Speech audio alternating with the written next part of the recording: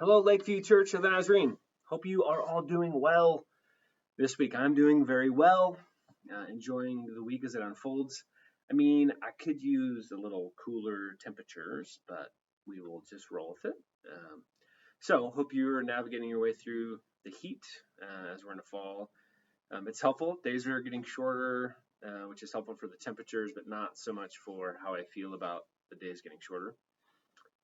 But anyways, that doesn't matter at this point. Looking forward to Sunday being together again, and I'm gonna shift gears from the direction I was going. I was anticipating, and I've been prepping for several months to hit a couple weeks in the book of James as our last stop before we hunker down in the book of Revelation for a series starting October 6th. So be looking forward to that. Start reading the Bible. Start reading the book of Revelation. Maybe don't read some of the fantastical complimentary books and resources about Revelation, but I mean, you can go ahead. Well, we're going to have great conversations about that. But on the way there, I was looking to jump into James and do kind of a practical piece on faith at work and what it looks like to live out this faith connected to our vocation, the things that we do in the day, school, work, our roles in our families, those kinds of things. But as I've been navigating this journey of exploring our mission, this idea of being and making disciples, and the importance of that, and especially coming into fall when there's just some new things emerging that will be coming up in the coming weeks and months around this idea of discipleship, I decided to hunker down and do 3 more weeks and Better Together. But I'm changing the subtitle. It is the journey of ordinary, and in parentheses the word time, discipleship. So the Better Together, the journey of ordinary time discipleship. And if you've been around much and listened to me as we talk about how we navigate the church year, this season of the church year between Pentecost and Advent is the ordinary time. And it's just kind of ordinary. And several weeks back, I talked about the mundane reality of holiness and the ordinary holiness in the everyday things and life, and discipleship is the same way. So looking at it from a very practical standpoint, and a resource that I have looked at, and I think I got it.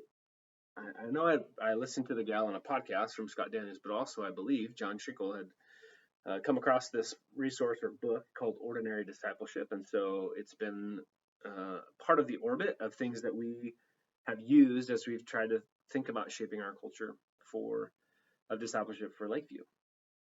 And so one of the things that the author, her name is Jessie Cruikshank, she's a neuroscientist and also has done adventure work in Wyoming. So like taking people on these 40-day long treks and really combining that. She worked for a ministry that combined those treks with discipleship. So using those kind of outdoor adventures as a way of helping people kind of grow and understand their faith and process through things, and really using the aspects and portions of that to help people see that as a metaphor for the journey of discipleship. And that's some of the language, this journey language or experience language that we have used to help us understand and think about and live out our mission of being and making disciples.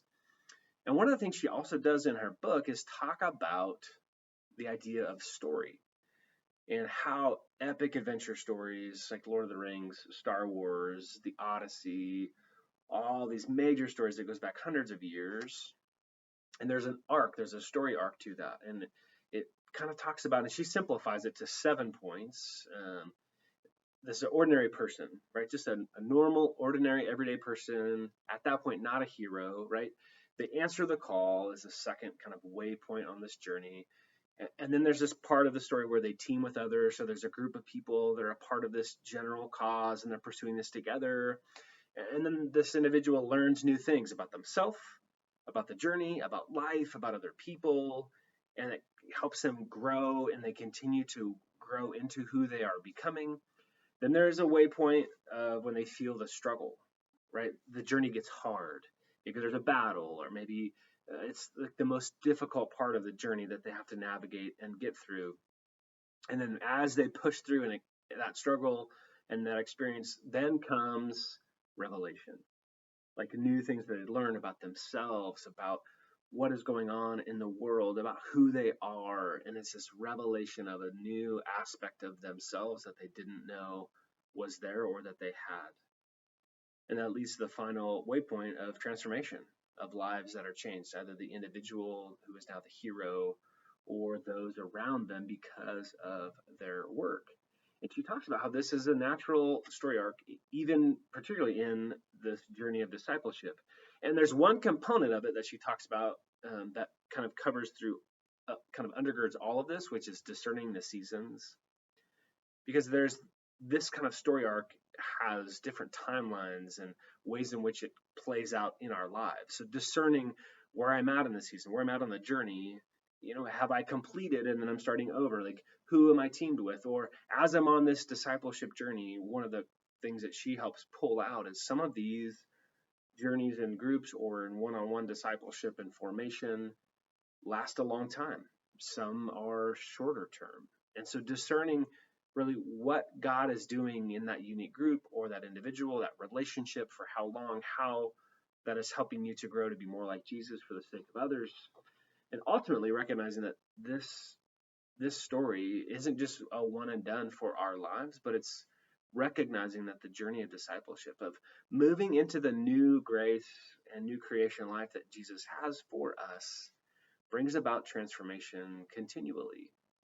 And not necessarily transformation from, recognizing the sin that exists in our lives or needing transformation from a certain issue or whatever that we're struggling with, but the continual transformation of surrendering to this idea of being sanctified, of God continuing to sanctify us through and through, and how that works itself out, and the value and point of the community as a part of this journey. So I'm excited to unpack that over the next 3 weeks, and so I'll take a couple of those waypoints each Sunday, each of the next 3 Sundays, and kind of dive deeper into them. And one of the ways I'm going to do that is by looking at an ordinary person, Peter. So we're going to look at the story of Peter over these next 3 weeks, from his call and really to his restoration, and then even post that to the work of transformation that he was a part of in the early church. And we see him show up in Acts as a very different person and a powerful leader in the church because of his story, because of what we see of where he came from as a ordinary person, a fisherman. Like, it doesn't get more ordinary.